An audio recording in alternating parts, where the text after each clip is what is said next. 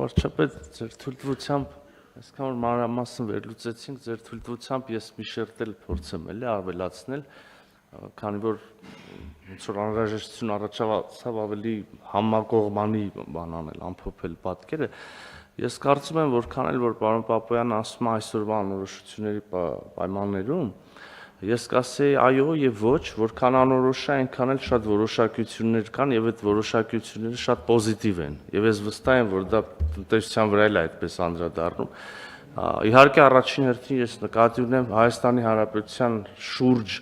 խաղաղ եւ անվտանգ միջավայրի ավելի ու ավելի ուրեմն ձևավորումը եւ ամրապնդումը եւ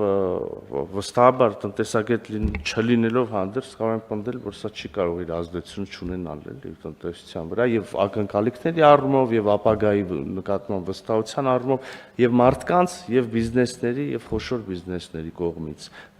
Ես նույնիսկ կասեի, սա հիմնական գործոններից մեկը կարող է լինի, իհարկե մնացած բաների հետ հավասար։ Պարոն Միրզոյան, լրացնելով ձեզ, ուզում եմ հիշեմ այս երկու օրը ինչ տնտեսական թեմայով հետ եմ հանդիպել,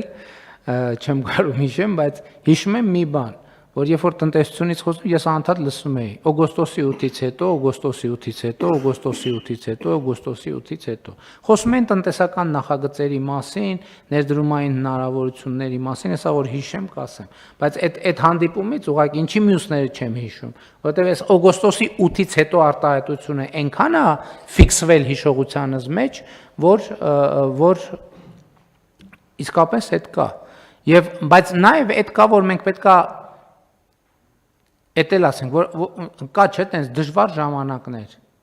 անորոշ ժամանակներ, խառը ժամանակներ, բանի հիմա նաև միջազգային ամբիոններից այդ ամեն ինչը հնչում է։ Բայց պետք է մի րոպե ասել, հələ մի րոպե էլի կներեք, մի բան հարցնեմ։ Այդ երբ է ժամանակները որոշակի։ Չկա տեն ժամ, եկեք նայենք հետահայաց նայենք վերջին տարիների պատմությունը, երբ է եղել որոշակի։ Չէ, կներեք, այդ նույն ժամանակներում էլ եղել են կոնֆլիկտները եւ այլն եւ այլն եւ այլն։ Այսինքն չի եղել, չի եղել եւ չի լինում ուղղակի։ Գուցե պակաս եւ ավել, ոչ մի խնդիր։ Եվ այդ առումով այո, մենք պետքա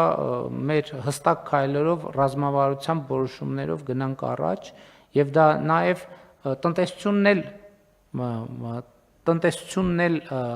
ինքը էմոցիոնալ եւ հոգեբանական բան ունի։ Պարոն Գրիգորյան, դուք ինձ մի հատ գիրք եք նվիրել, որտեղ դրա մասին էր, որտեղ ասում էր, որ տնտեսությունը նարատիվների վրա է կառուցված։ Այսինքն մարդը լուր է լսում, այդ օրը որոշում է գնա սրճարան թե չգնա, գնա ռեստորան թե չգնա։ Այդ օրը միս առնի, կաթ առնի, թե սուխարի առնի երկար պահելու համար։ Ամբողջ ժամանակակից տնտեսությունը, այսինքն ինչ որ կատարվում է իրականության մեջ, եւ ինչ այլոց։ Սրանց քաղաքական հետևություն էլ կա։ Այն որ 2025 թվականին, 2024 թվականին, 2023 թվականին մենք շարունակական տնտեսական աճ ենք ապահովել,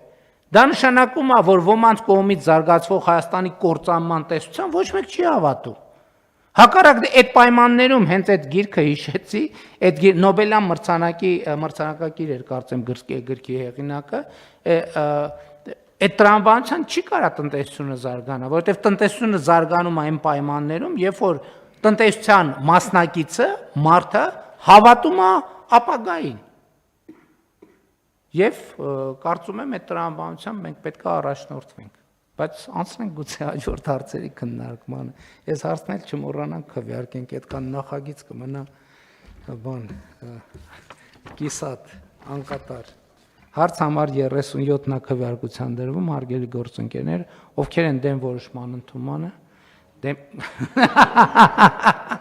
մտքերով եք, դեմ չկա, որոշումն ընդունված է։